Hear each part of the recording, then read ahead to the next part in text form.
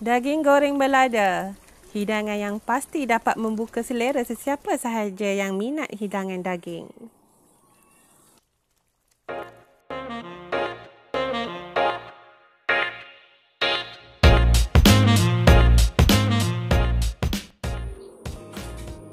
Bahan utama dia, Dayang gunakan 500 gram daging segar ataupun setengah kilo.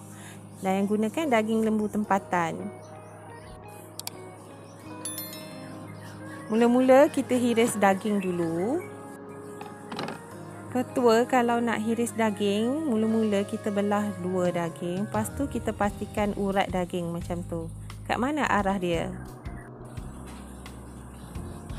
Potong kecil daging, lepas tu kita pastikan urat macam ni. Jadi yang daging ni urat dia melintang. Jadi daging tu kita hiris memanjang macam ni sebab kita kena buat dia arah bertentangan. Bila kita potong melintang berlawan arah urat daging tu, barulah daging yang kita masak nanti akan jadi lembut. Bila dah siap potong nipis daging, bolehlah perasakan dengan 1 sudu besar garam dan juga 1 sudu besar serbuk kunyit.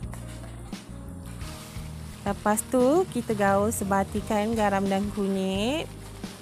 Dan bolehlah kita perap sekejap sebelum goreng supaya perapan tu betul-betul meresap ke dalam daging.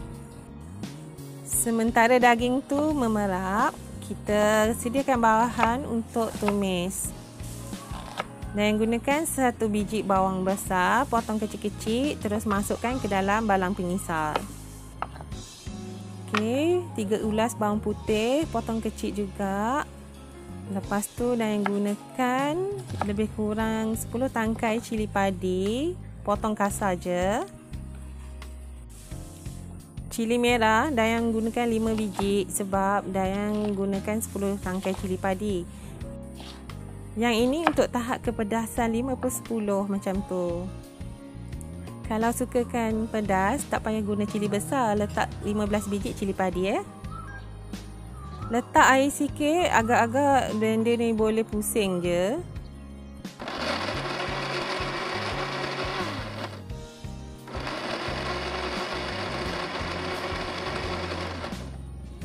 Blend 3 kali macam tu sebab kita nak tekstur yang kasar untuk sambal belada ni. Barulah sedap nak gigit-gigit cili tu kan.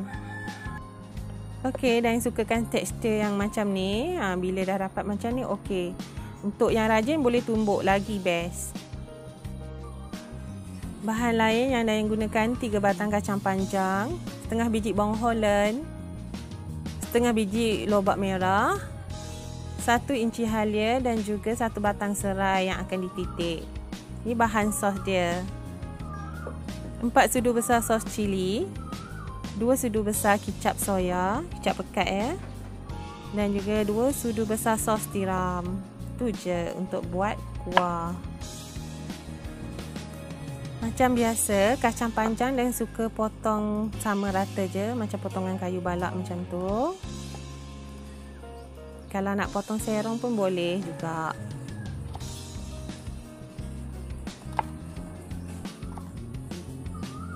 Halia hiris nipis, ini untuk tumis.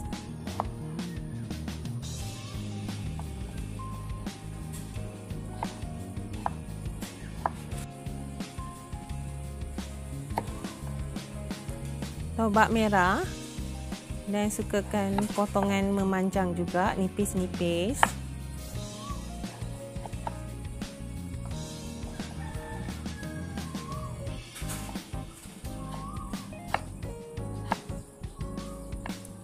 Bawang Holland dan gunakan setengah biji je sebab bawang ni besar gedabak. Kalau suka bawang banyak boleh guna habis biji Dan akhir sekali serai cuma ketuk dan titik di hujung tu. Ketuk ni sebab nak keluarkan aroma serai tu, nanti wangi semerbak lah bau dia. Okey, dah siap, panaskan minyak. Bolehlah gorengkan daging yang Dayang perap lebih kurang dalam 15 minit. Daging kalau kita potong dengan betul, Lepas tu kita perap dengan kunyit dan garam. InsyaAllah memang takkan lihat. Dia akan lembut je. Tak kisahlah bahagian harimau menangis ke, harimau teroyak ke. Bahagian yang berlemak pun boleh lembut kalau ikut cara yang macam dah yang bagi tahu awal-awal video tadi.